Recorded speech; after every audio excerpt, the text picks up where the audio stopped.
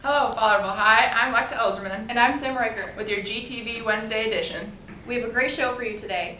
Only 2 more days until the sold-out newest Star Wars movie premieres. John, Austin, and Philip show you what you can expect to see this Friday. You will bring Captain Solo and the Wookiee to me. You can either profit by this, or be destroyed. We thought we saw the last in The Return of the Jedi, after Luke defeats the Sith Lord and his father finally being at peace. But prepare for your death, you fool. I will not let you live for what you've done to my father.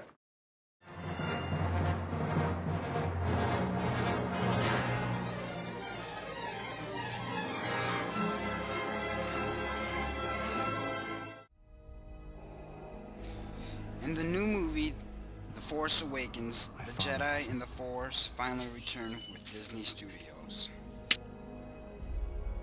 I have it. My sister has it. With a lot more to feature than before. You have that power too. So what do you know about Star Wars, Mr. Hardenbrook? Well, Star Wars for me, Star Wars the movie came out in, I believe it was 79. I was like 4 or 5 years old.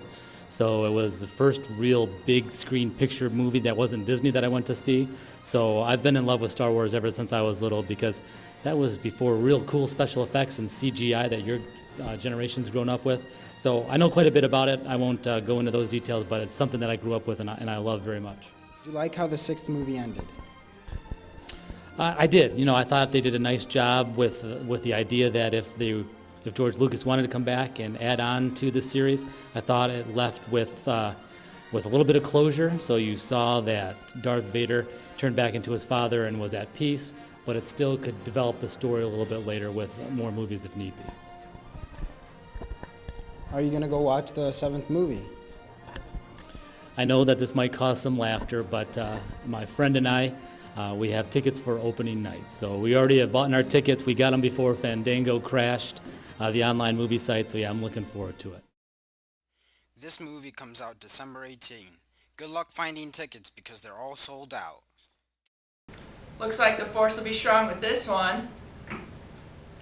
Archery tryouts were last week. Here are Jordan and Lexa bringing you the info on the 2015 season.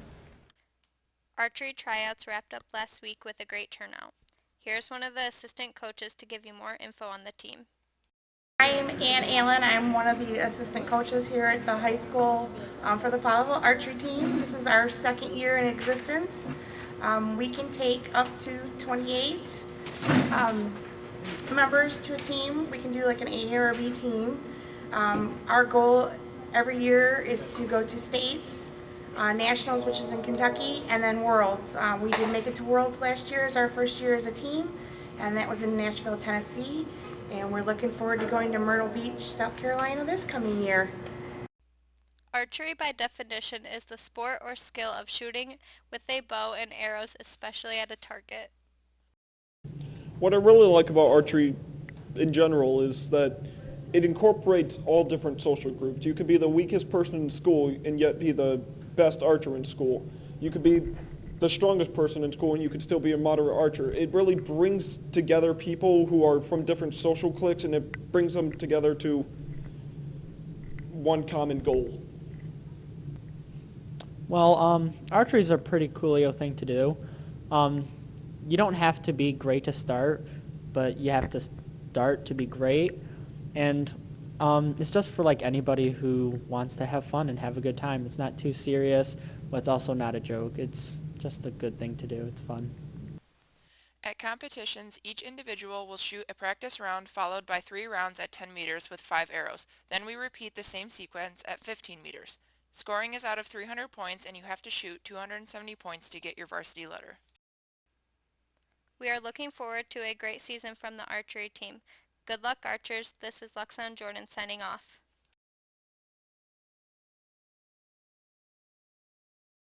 Hopefully you were able to try out for the team or at least able to see them compete this year.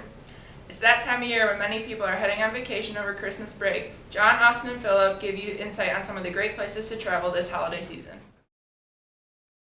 I've been out of the country plenty of different times. Let me tell you of some of the few. Mexico. Would I go back to Mexico? Of course not, because the Mexican cartel lives there. If I could go to any country, probably South America, because I love Brazilian women.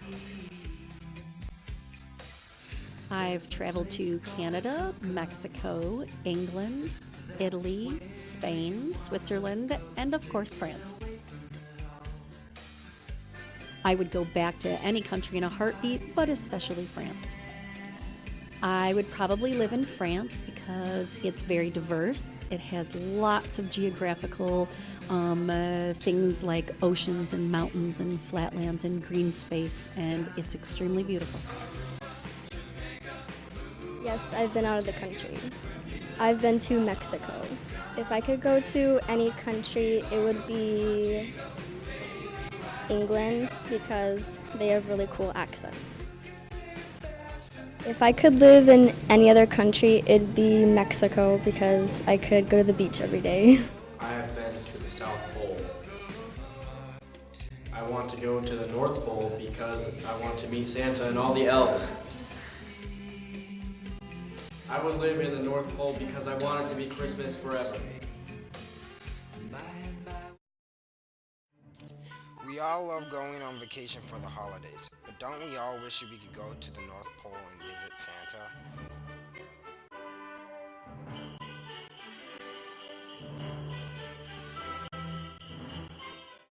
Wow, those look like a lot of fun. But have you ever felt like you were being watched while surfing the web? Here are Gage and Gabe giving you the latest on the Google scandal. Hey FHS, you know about those Chromebooks that teachers sometimes check out for their classes? Do you use Google Classroom, Docs, or Slides for any of your classes? Well, we have some bad news. The Federal Trade Commission, which is kind of like the FBI, but they only investigate technology companies, has filed a complaint with Google for collecting user data from students. In other words, any school-registered Chromebook has been tracking and storing data from students in everything from Gmail to Google Classroom. This includes any email and document data, and most of all, your browsing history. No, God! No, God, please, no! No! No! No! Google was able to do this through its automatic sync feature, which is the feature that helps you save your documents automatically. And yes, the same goes for the mobile apps. The reason for the data keeping was that Google was using the student data for non-advertising purposes. But don't worry too much. Google has created a student privacy pledge ever since the FTC complaint that will prevent Google from storing data in the future for advertising purposes, and will soon disable the automatic sync feature in their Chromebooks. Google has complied with the FTC, but believes their apps and websites are still safe and people should have nothing to worry about.